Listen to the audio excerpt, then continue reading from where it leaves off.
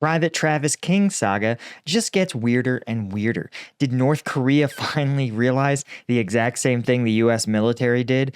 That this guy is more trouble than he's worth. I'm Paul, US Army combat veteran. Let's break down the Travis King saga so far.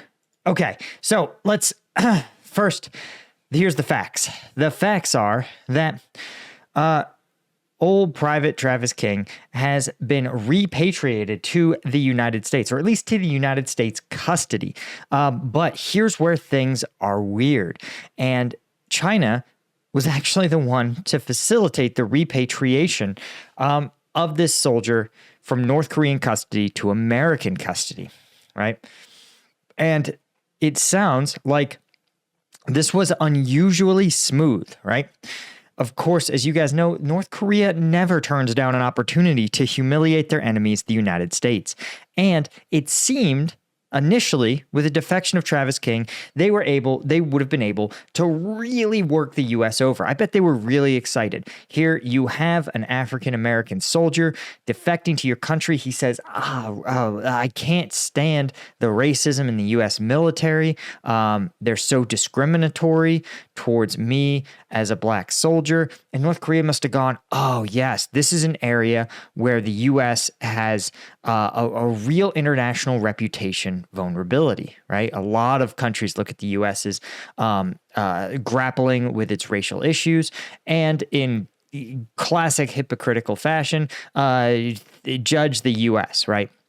If you've ever spent more than 30 seconds in Europe, you know what I'm talking about, right? The median Italian, at least in my experience, would put the median Republican voter to shame. Just ask them about the gypsies.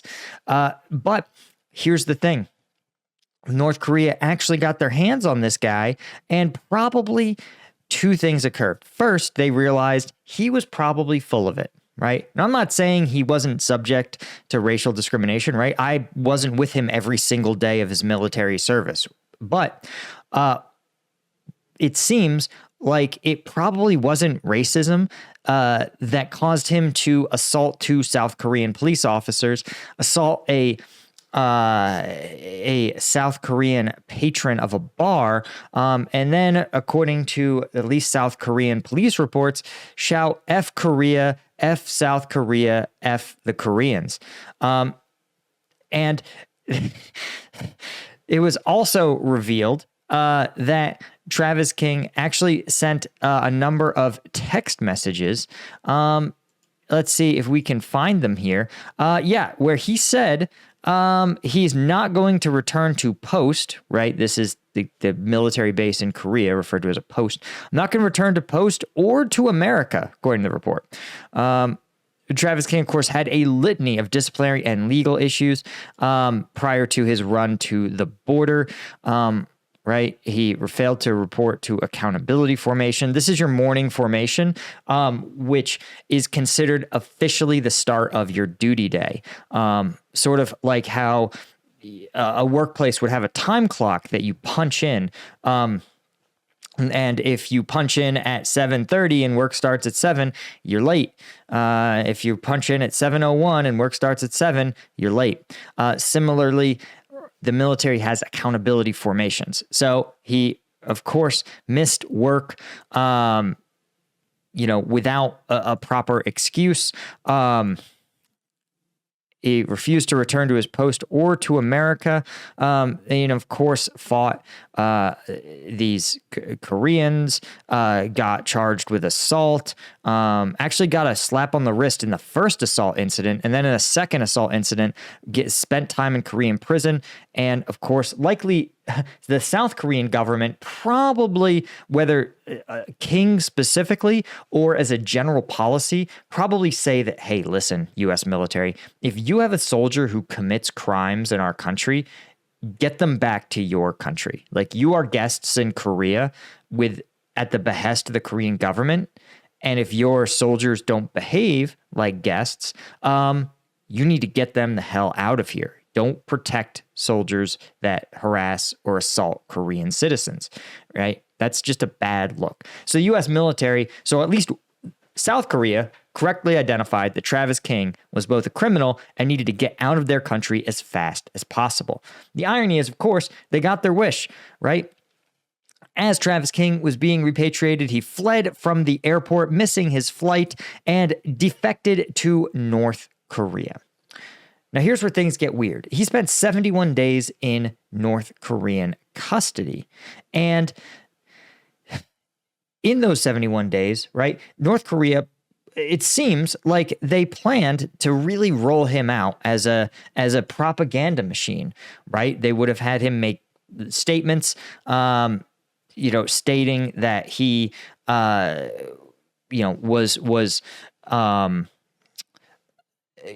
fleeing racism, that Korea was defending its independence, and America is just imperialist, right? That's a pretty standard Korean playbook for a lot of these individuals that are captured or kidnapped, right?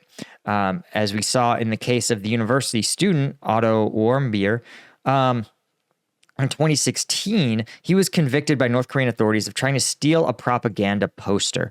He was sentenced to 17 months of hard labor, but returned in a vegetative coma and died shortly thereafter. It sounds a little bit like maybe, he seemed this student seemed very distraught at his trial, which was, of course, a show trial. But a difference with King is that he was not convicted of a crime, but North Korea still kept him for, again, 71 days, meaning that they must have thought they could do something with him. And what's weird is that, yes, he's a private, right? He doesn't know a lot, but he's still been inside of a Stryker combat vehicle. He presumably knows the number and readiness of at least some U.S. military equipment. He knows the layout of some military bases, for example, in Korea. He probably knows a fair amount of intelligence that probably had some value to the North Korean government.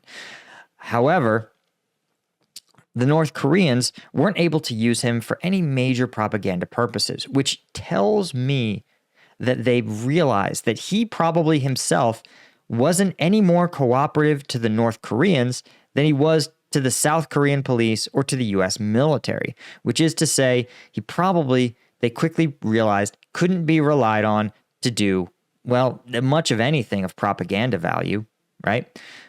So when you have this sort of person, and they probably, through China, realized it was true that he actually really was a low-level soldier. This wasn't just something he made up, and that the South Koreans didn't really want him back. The Americans were in the process of kicking him out, that basically all they did was take on a problem that three different countries wanted this dude out of their hair. Let that sink in. You are such you're a bad soldier, right? If you can't follow simple directions like show up on time or don't commit assault on, host nation citizens, don't flee to a hostile foreign power. If you can't follow those directions, right, you're not a good soldier.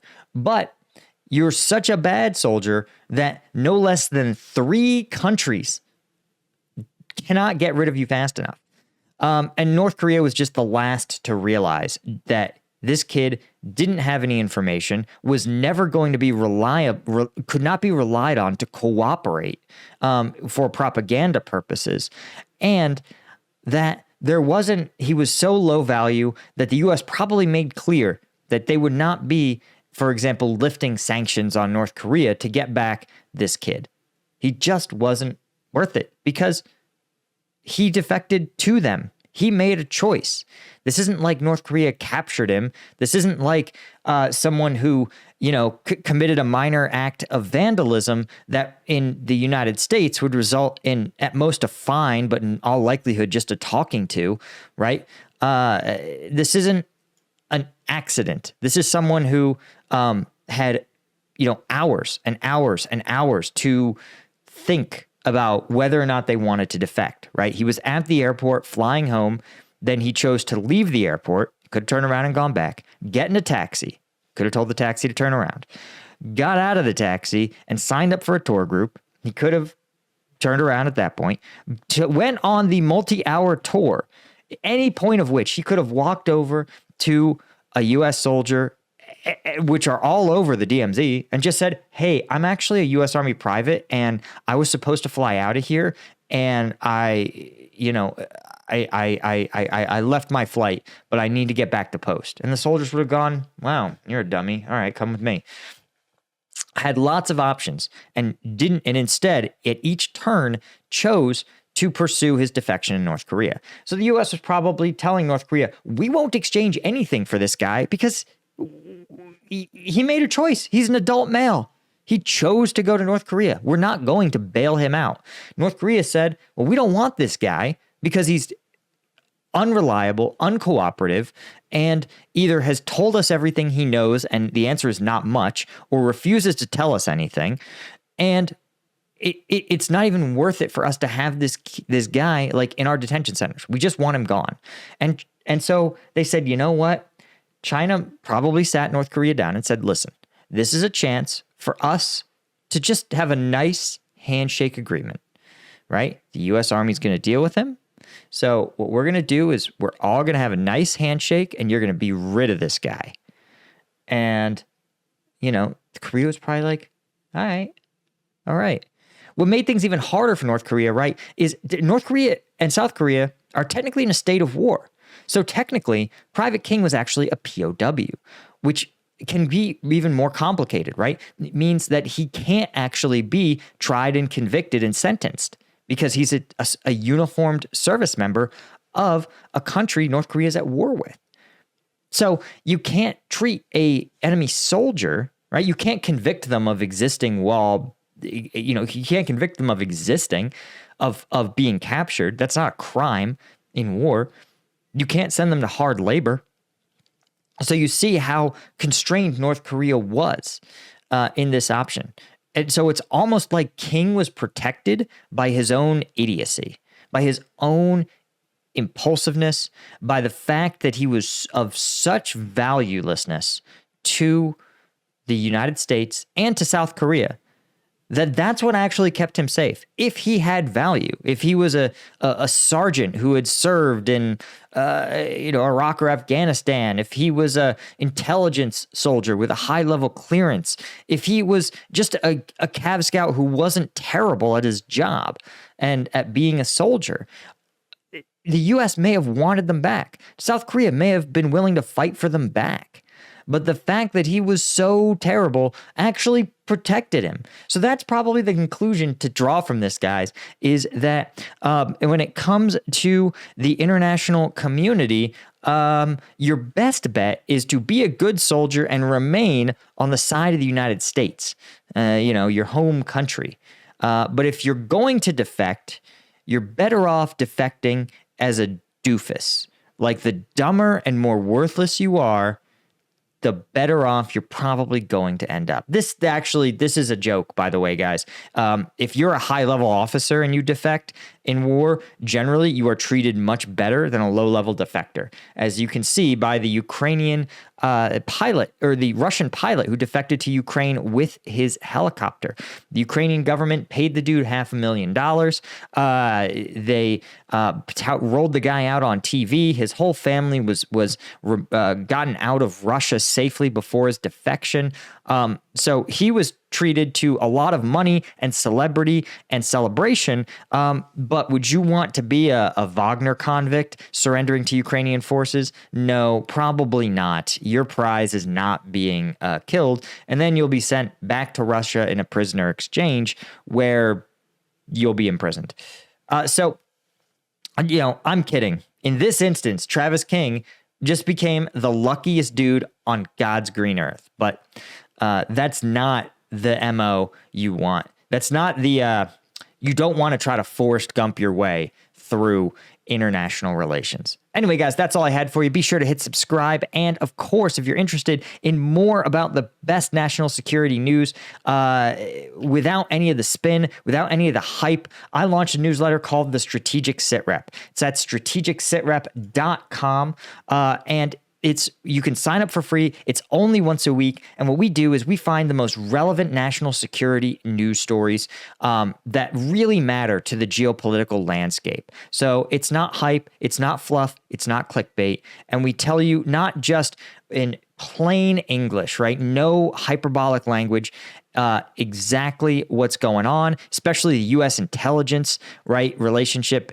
This is from last week, supporting Canada's accusations that India's intelligence services assassinated a Canadian resident on Canadian soil. This is a huge deal and has gotten almost no coverage in the press. Really, it's probably the lowest point U.S., Canadian, and Indian relations have gotten in a long time.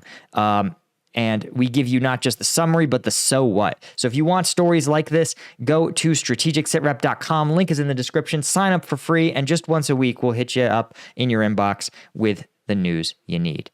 Thanks again, guys. I'll see you in the next one.